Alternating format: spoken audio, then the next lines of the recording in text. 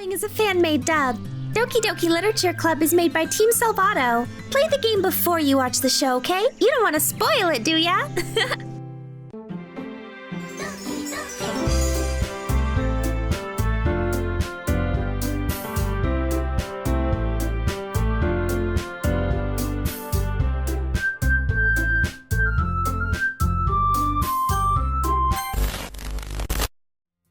Sayori and I exit the club room. I follow behind as Sayori hums and skips around the hallway. Honestly, it feels like I'm taking a kid to the mall or something. Sayori finds pleasure in the simplest things sometimes. Hey, Sayori, what exactly are we doing for the festival anyway? I'm not sure how you would make an event out of literature. Me and Monika have it all planned out. Don't you worry. Is that so? Yep, we're gonna do a poetry performance. A performance? Of what kind? Well, everyone is gonna take turns on stage and recite their favorite poems.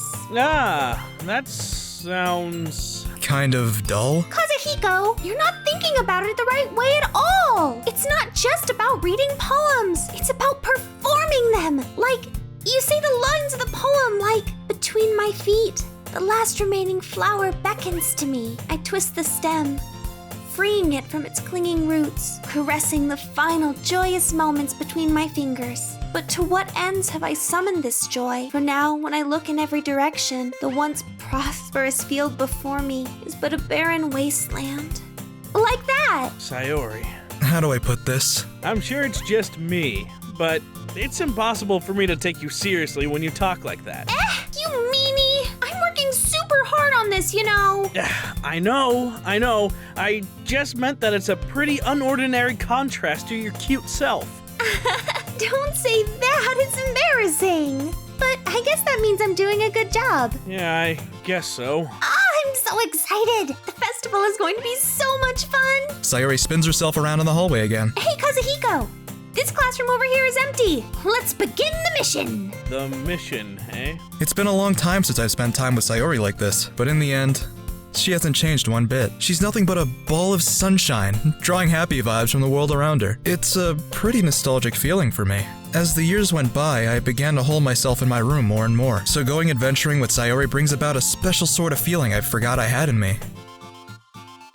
The two of us enter the classroom. Sayori heads straight for the closet, and I follow. Let's see what we have in here. Crayons! Sayori pulls a box full of crayons off the shelf. They're the best brand, too! Kinda dirty, though. Sayori starts pulling various crayons out of the box, reading the color names. Alright, that's one down. Don't get distracted, we still need to find... Wait, I'm looking for my favorite color. Fine. Then at least move aside so I can look for the poster paper. I dropped one by accident. Ah! Sayori bends over and smacks her forehead right into the shelf. She falls to the floor and the crayons spill all over her lap. Ow! You okay? My forehead. Sayori clutches her forehead. Jeez, Sayori. That's just like you, isn't it? Come on, let me see. Since Sayori is sitting on the floor, I grab her by the waist and pull her out of the closet. You have to move your hand, Sayori. But it hurts. Just do it for a second. Sayori slowly releases her hands from her forehead. I gently brush her bangs to the side. Ow! Sorry. There's a huge red mark on the center of her forehead. A bump is starting to form as well. Man, that's gonna swell up. I should find you some ice. Kazuhiko. Where would I even find ice around this time? I guess a cold drink would do. You don't have to. I'm fine with looking like a unicorn. Even wincing from the pain, Sayori makes a silly joke. What are you even saying? I'll be right back, okay? Okay. I pat Sayori on the shoulder and run out into the hallway. I locate the nearest vending machine. What should I get? It doesn't really matter, since it'll be used as an ice pack rather than a drink. But I know Sayori likes apple juice, so I purchased that one. In just a moment, I'm already returning to the classroom where I left Sayori. She has one palm on her forehead and is using the other to clumsily scoop crayons back into the box. At least they were already in the wrong spots before I spilled them. Sayori, here. I hand Sayori the bottle of apple juice. It's nice and cold. Sayori opens the cap and starts drinking from it. Sayori, what are you doing? It's for your forehead, idiot! Sorry, I forgot. How hard did you hit your head? Sayori places the bottle against the bump on her head. It stings. Just bear with it, you'll feel better soon. Looks like you cleaned up most of the crayons, so that's good. Hey, Kazuhiko? This kind of reminds you of growing up, doesn't it? Huh? What do you mean? You know how we used to play outside all the time? And I would always try to keep up with you. You were kind of oblivious in some ways. Like, I usually fell behind or had trouble climbing on the things you did. But sometimes when I tried to do things I couldn't, I would get myself hurt. I'd fall and scrape myself or get a bump, and I would start crying really hard. And you would rush over as quick as you could. You would really try hard to get me to stop crying. It's almost like you blamed yourself and were afraid of getting in trouble if someone found out. Even though it really wasn't your fault at all, you know? Did I really do that? Yeah, you don't remember? Come to think of it, maybe I do remember a bit. I guess I was always so focused on my games that I didn't pay enough attention to you. So in a way, it was my fault. Kind of this time too. If I wasn't rushing you out of the closet, you probably wouldn't have hit your head. Kazuhiko, I don't think you realize it, but you're always thinking about other people. Even after all these years, you're rushing to help me even though I'm just being clumsy. You're really a sweetheart. Don't call me that!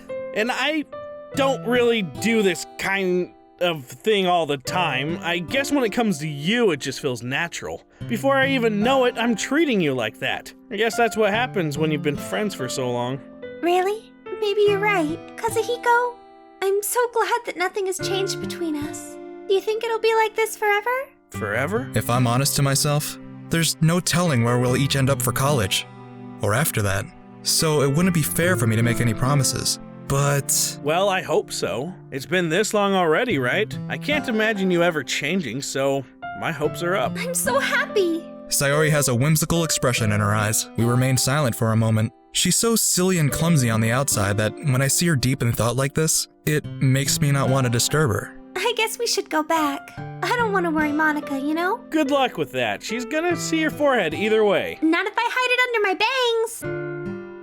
Sayori hops to her feet. Ah! Don't stand up so fast after hurting yourself. She clutches her forehead again.